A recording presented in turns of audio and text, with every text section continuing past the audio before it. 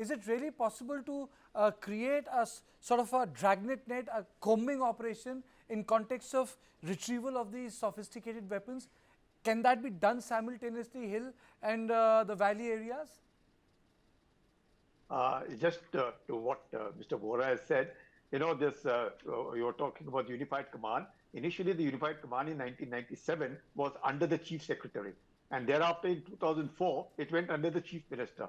And again in 2000, now, a little after what happened on the 3rd of May, the Unified Command came under the advisor to the advisor of the central government, that is Mr. Kuldeep Singh. However, in that, the para 5 clearly stated that should the chief minister at any point of time want the meeting of the Unified Command, he chairs it. Otherwise, Mr. Kuldeep is the advisor of the central government placed over there advising the government of Manipur. So who is the Unified Command? It's Mr. Kuldeep Singh, the advisor to the government of Manipur. That's very clear. Of course, the para 5 gives that little leverage to the chief minister because since 2004, the Unified Command has been under the chief minister, so probably he's been wanting it, but otherwise it is very clear. As regards the drugs is concerned, 18,000 acres of land had been cleared by the government of the drugs in entire hills, Churachandpur enclosure. So obviously they lost a lot of this poppy, which was known.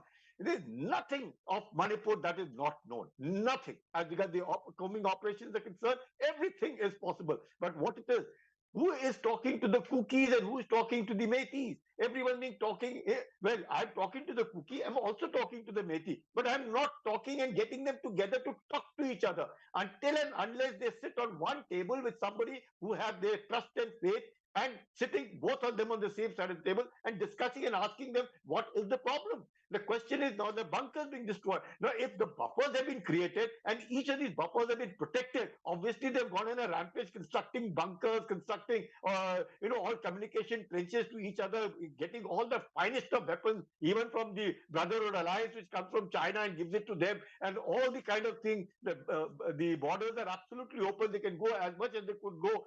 So all these kind of things that are happening, it's time. I think the ethnic clashes acceptable. Yes, the Kukis and the Meiteis don't see eye to eye. Perfectly fine. They don't see eye to eye, but they were seeing eye to eye earlier. The drug culture benefited all of them, including the Meiteis, including the Kukis, including the Nagas. All of them were, making hay while the sun shines. All of that has been done away with, or is being done away with. Obviously, there are some kind of this thing. So there are multiple factors that have led to this situation today. But why did we allow it? Now, if you create buffer zones, in each of these buffer zones, and again, Kuki is not trusting somebody of a central of the force level over there. The Meiteis is not trusting somebody at the force level. Is that acceptable? Not acceptable at all. They are all government forces which have to be used. Who else will come and do what is happening in Manipur? If not the Manipur police, if not the Assam Rifles, if not the BSF, if not the CRPF, who else will do it? These are the people who are supposed to be doing it, and they will do it, and they must be given power. They cannot construct bunkers. They cannot construct communication trenches. There cannot be buffers between the two communities. Obviously, if you have lived in buffer zones for the last 1 year, it's not now, it's over 17 months. They've lived in bunkers in this kind of situation and separated totally. Obviously, they will demand now that we have lived for 17, we can live as long as we wish to.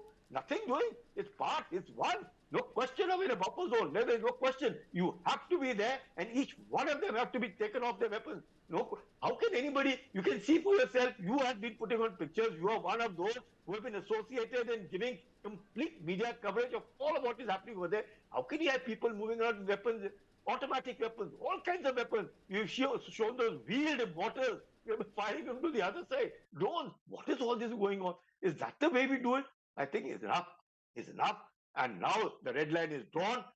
Either if the two communities don't want to come on the table, we catch both the communities by the necks and tell them, look, this is our state, this is your state, and all of us have to live here. There is no question of separations into any zones or anything. This is what it is. Let me see how many can do it or how many want to come against the state. Not a possibility. Just not a possibility. It's enough is enough.